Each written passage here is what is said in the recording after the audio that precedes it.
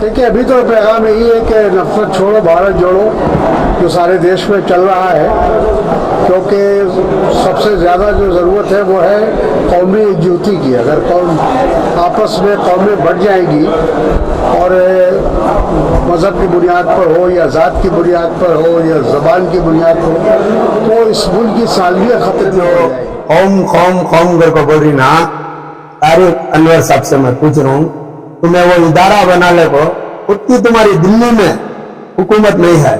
वो तारीख ले ले को, तुम्हें कर्नाटका में आपको मुसलमानों को भड़काने के काम, मुसलमानों को एकता होना, मुसलमानों के वास्ते काम करना। जब मैं तारिक अनवर साहब से बोल रहा हूँ, तुम्हें एमपी थे दिल्ली में, जब भी क्या भी काम नहीं करे, कर्नाटका में आपको काम करके तारीख ले लगा को मुसलमानों को तारीख के बराबर भड़का रही चाहिए। तो सभी लोगों को जोड़ा जाए। और एक तरफ है आरएसएस, भारतीय जनता पार्टी और जो संघ परिवार है, उसकी कोशिश है कि मुल्क को बांटा जाए, मुल्क को तोड़ा जाए, नफरत फैलाई जाए। हम उसके खिलाफ हम काम करेंगे, कौमी तंजीम काम करेगी और तमाम जो ऐसी जमायतें हैं उनके साथ मिलकर हम काम करेंगे। अच्छा, मैं तारिक अनवर साहब, तुमने मैं एक बात पूछ रहा हूँ, कितने साल चाहिए तुम्हें? एमपी बने थे, एक्स मिनिस्टर बने थे, इदारे इमाम पेशमान को चप्पल देखने वाले को 2,000 रुपए दरमा, पेशमान को 2,500 दरमा, इमाम को 10-12 दरमा। तुमने विधानसभा में बैठे थे लाख रुपए और घराम फोड़े तो रोडाम बनाने कितना पैसा आता है, कितने कमीशन आती, तुम्हें वो सोच को दी। इमाम को 30,000 करी, 40,000 करी, पेशमान को 25-30,000 करी। उनके बच्चे क्या चंदा कर को वाका पढ़ को स्कूल में पढ़ना, तुम्हारे बच्चे लंदन में अमेरिका में वो खा ले पी ले को ये कर ले को, तुम्हारे बच्चे सब भी अच्छे अच्छे बड़े बड़े फ्लैटा में रहना। तो आपको मुसलमानों के आईडी कार्ड होना कि वो 4 साल पहले बोलना था तुम्हें आईडी कार्ड बनाओ।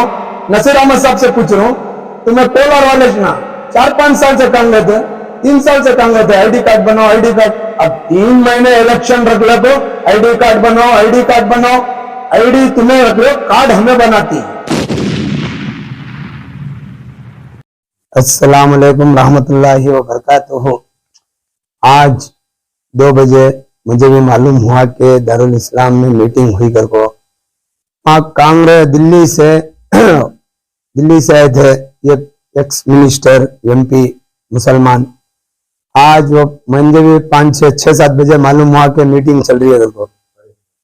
तारिक अनवर साहब मीटिंग कर ले को ही, और हमारे कोलार के नसीर अहमद और जितने भी लीडरान ही, उसमें पब्लिक नहीं थी।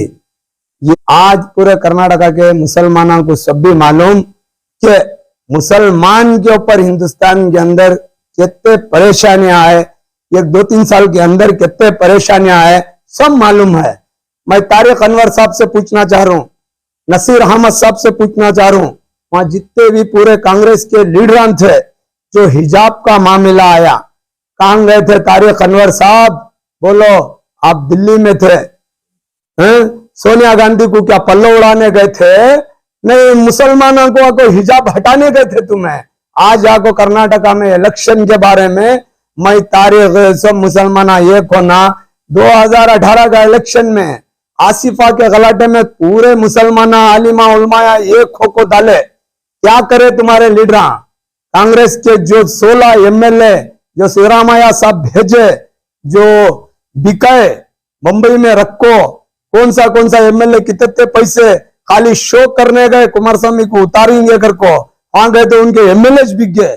तारिक अनवर साहब, तुम्हें एमपी ना की नहीं, तुम्हें बेचने दिए, क्या वास्ते बेचने दिए तुम्हें? आज अल्लाह के फजल से ऐसा आपको कौम को एक करना करके छोड़ डालो। आज कौम के बुढ़ापे के आदमी नहीं, 60-70 साल के, आज जो 24 साल, 25 साल, 26 साल, 28 साल, 30 साल, 35 साल के नौजवानों को मालूम है कांग्रेस कितनी गद्दार है, कांग्रेस कितना बदलामी पार्टी है। और ऐसे मुसलमानों को अब 4-5 महीने कर्नाटका का इलेक्शन रख ले को आपको तुम्हें भड़काऊ भाषण दिए तो कौन भी मुसलमान नहीं है। जैसा बैलान काटने, हसायन के टेम्पो बैलान काटने 5 साल पहले बंद होगा, जेडीएस वाले को बदनाम करे, जो हलाल का मसला आया बदनाम करे, कुर्बानी का मसला आया, बदनाम कर रहे, ऐसे ऐसे मुसलमानों को मार रही। जब कांग्रेस थे, कांग्रेस के लीडर, और अल्लाह के फजल करम से आज जो हुकूमत 12 महीने 14 महीने कुमार स्वामी साहब बैठ को हुकूमत इतना 24-25 हजार करोड़ माफ करे रैयतान का, और 4% तुम्हें सोनिया गांधी के साथ, सोनिया गांधी राहुल गांधी के साथ थे, मनमोहन के साथ थे, तुम्हें एमपी बन को थे। जब कांग्रेस 4% की जगह मुसलमानों को 6% लाना था, 8% तो भी लाना था, वो बोलने नहीं हुए। इन लोगों को कांग्रेस के भड़काऊ भाषण देखो, जो इलेक्शन के टाइम को 4-5 महीने है तो कौम एक होना, कौम एक होना, क्या कर डाले कौम एक हो को? क्या कर, तुम्हें कितने इदारे चला रही मुसलमानों के, बस तुम्हारा भड़काऊ भाषण भी नहीं, भड़काऊ लीडर भी नहीं। अब तुम्हारे खेला से भी अब ये जनरल नहीं सुनती। वो सोनिया, इंदिरा गांधी, राजीव गांधी के टेम्पो सुन लिए बड़े 70 साल के 80 साल के, अब वैसा नहीं, तुम्हारा पूरा खेल और तमाशा सब बंद होगा। कांग्रेस क्या हालत पे लाको खड़ी है मुसलमानों को, कांग्रेस फुटपाथ पे ले लगा को है मुसलमान के वास्ते। ना इमाम को भी छोड़े नहीं, ना इमामा मौली साहब को, पेशमामा को भी छोड़ को नहीं। क्या कहते हो भाई, कौम को एक करो। इनको खाली इलेक्शन के टाइम पर मस्जिदा, इदारे, इमामा, मौली साहबा उनको जब आती खाली तुम्हें 3-4 महीने में आपको खेल करती। एक एक इमाम की हालत क्या है, घरे घर जाना, कुराना पढ़ाना, कुरान खानी कराना, पढ़े तो उन्हें पैसे देना, वो पैसे जमा लेना, ऐसी जिंदगी कर रही है हमारे मौली साहबा रंदे, मुफ्तियां रंदे, पेशमामा रंदे। आज उनका कौन तो भी सोचा है, सुबह हमें मर गए तो उन्होंने दुआ करती, उन्होंने हमारी जनाजे की नमाज पढ़ाती। एक मौता आया तो कौन पढ़ाता है, मौली साहब पढ़ाती। नमाज कौन पढ़ाती, मौली साहब पढ़ाती, पेशमाम पढ़ाती, सपना देखने वाले। उनका तुम्हें सूचे नहीं तो खाली कौम को एक करो, कौम को एक करो। इलेक्शन के टाइम पर तुम्हें आती इदारे वालों का, तुम ना इदारे वाले कई को जो इदारे में कमी रहती है वो तुम्हारे इलेक्शन हमको फंडा देती है, उसके वास्ते तुम्हें इदारे बचाओ करी से, घर बचाओ। फुटपाथ पे आगे थे मुसलमान कौम, जो लॉकडाउन की हालत हमें देखी। IMA के टाइम को कांग्रेस थे जी, MP साहब नसीर अहमद साहब, तुम्हें कभी विधानसभा में MLC के टाइम को आवाज उठाई? जो भी कंपनियां 10-12 हजार करोड़ एक स्टेट का फंडो मुसलमाना तबाह कर को गई, हमें देखी घरे घर डायलिसिस करने। IMA के कंपनियां कौन बंद करे, कोई लीडर आया नहीं।